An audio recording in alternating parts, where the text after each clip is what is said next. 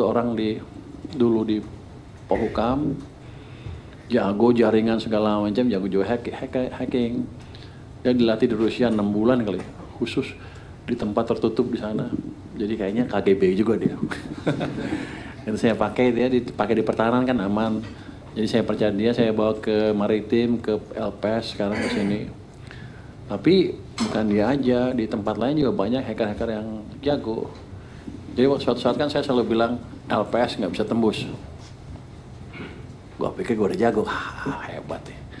Ada yang bilang, Mas, tembus Mas. Masa sih? Bisa. Coba kirim hackernya kayak sekarang datang tuh. Mungkin 8 orang, satu grup hacker terkenal. Itu ranking internasional, ada rankingnya, rupanya dia ranking 6 internasional di dunia. Mereka biasa dipakai ngehack untuk tes Google dan lain-lain besar-besar. Ya udah, datang ke tempat saya. Gak bilang, wah dia ngomongin ini. Gue gak peduli itu. Bobol tuh punya LPS. 5 menit bobol. Apa yang udah kita perbaikin dari sisi security? Ini sekarang security-nya Cortex udah bagus sekali. Kan dulu saya bilang cyber security-nya 30 dari 100. Sekarang udah 95 plus. Jadi kalau nilai udah A plus itu security-nya. Ini cepat sekali membaiknya dalam waktu yang singkat dari D sampai E jadi A plus. Jadi cyber security-nya sudah bagus sekali. Kemarin kan ada data Cortex katanya dijual di luar ya. Ada yang bolong gitu. Sekarang hampir pasti udah nggak bisa lagi. Dan kita juga udah panggil hacker kita yang jago-jago, orang Indonesia ya, bukan orang asing, yang jago-jago. Anda jangan ngira loh, orang Indonesia tuh hackernya jago-jago banget. Di dunia juga ditakutin rupanya. Saya panggil yang ranking dunia itu, yang jagoan. Kita bayar sih. Bantuin saya, jadi sudah dites, sudah lumayan. Performance non-transactional yang itu, dari 0 sampai 100 itu dapat 95 plus, jadi sudah bagus juga performanya itu. Terus nextnya, kesimpulannya tadi saya bilang tadi, dari problem kritis yang sering dialami pengguna, itu sudah cukup banyak terasasi sesuai dengan target awal kita ya. Target awal anak buah saya sih, karena depan bisa diberesin, tengah bisa diberesin, begitu yang di bawah yang di LG nggak bisa. Komentarnya lucu deh, kalau begitu mereka dapat source code-nya, dilihat sama orang saya, dia bilang, wah ini programmer tingkat baru lulusan SMA. Jadi yang dikasih ke kita bukan orang jago-jagonya kelihatannya. Jadi ya Indonesia lah sering dikebulin asing. Begitu asing, wah apalagi K-pop, wah K-pop nih. Tapi di bidang programmer beda ya. K-pop di film sama dinyanyi di program beda. Jadi ya 1 bulan tidak cukup merombak keseluruhan Cortex. Wah gua salah. Saya bilang 1 bulan, tapi karena kendala tadi kita nggak bisa masuk karena ada kontrak. Jadi ini kan dibangun 4 tahun dengan segala macam kendala yang ada ya. Tapi saya yakin nanti begitu dikasih kita Januari, Februari udah selesai itu. Januari udah selesai harusnya. Security dan infrastruktur sangat amat cukup. Tinggal dimaksimalkan pemanfaatannya. Jadi barang-barang yang kita beli itu mahal-mahal dan canggih-canggih. Cuman nggak bisa makainya kira-kira gitu ya.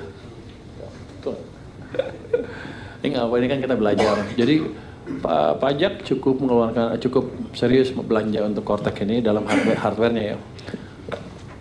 Security terlalu overkill, mahal dan ribet, tidak banyak, tapi banyak obsolete dan tidak perlu. Dibetulin kan tadi dari yang 30 jadi 95. Non teknis ada ketergantungan pada pihak asing. Nanti ke depan akan kita putus. Apalagi ke kualitas jelek seperti itu. Jadi pada dasarnya orang Indonesia punya kemampuan dan kita akan memanfaatkan itu dengan serius ke depan. Jadi itu mungkin dari Cortex belum sempurna, tapi udah kemajuan yang signifikan sekali. Saya yakin begitu kodenya dikasih ke kita dan kita bisa rubah sendiri, itu akan cepat diberesin. Mungkin itu saya tentang Cortex. Kalau ada pertanyaan silakan. Baik, izin. Pertanyaannya satu-satu dulu ya. Dari media Cortex.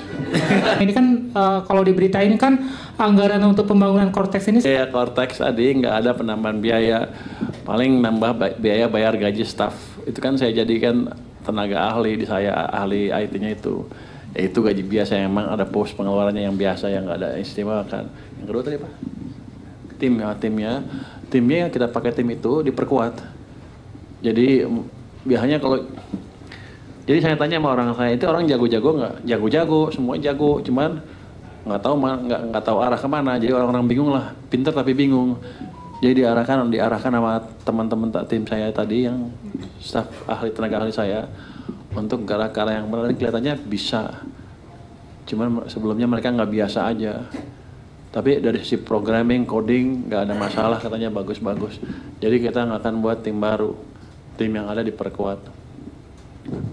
Oke, pertanyaan kedua.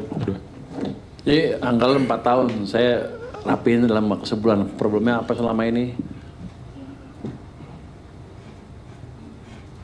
Saya juga nggak tahu sebetulnya.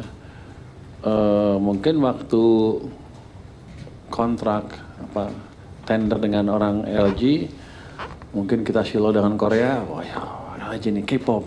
Jadi hire lah K-pop, mungkin saya nggak tahu tendernya seperti apa. Tapi yang jelas pada waktu deliverynya mungkin dugaan saya sih nggak dicek dengan baik, sehingga sebelum dipakai itu belum dicoba dulu. Harusnya sebelum dipakai dirilis betulan dicoba. Kalau saya bilang even dengan perbaikan yang sekarang aja, saya punya teman lagi yang lain hacker lagi, suruh cek. Coba lu cek, katanya udah membaik. Dalam 15 menit kelihatan errornya ini. Oh. Dia bilang kalau level segitu errornya sudah gagal produknya. Tapi untung produknya itu bukan yang vital, yang sampingan lah, samping yang lain-lain itu. Jadi seperti itu, sepertinya quality controlnya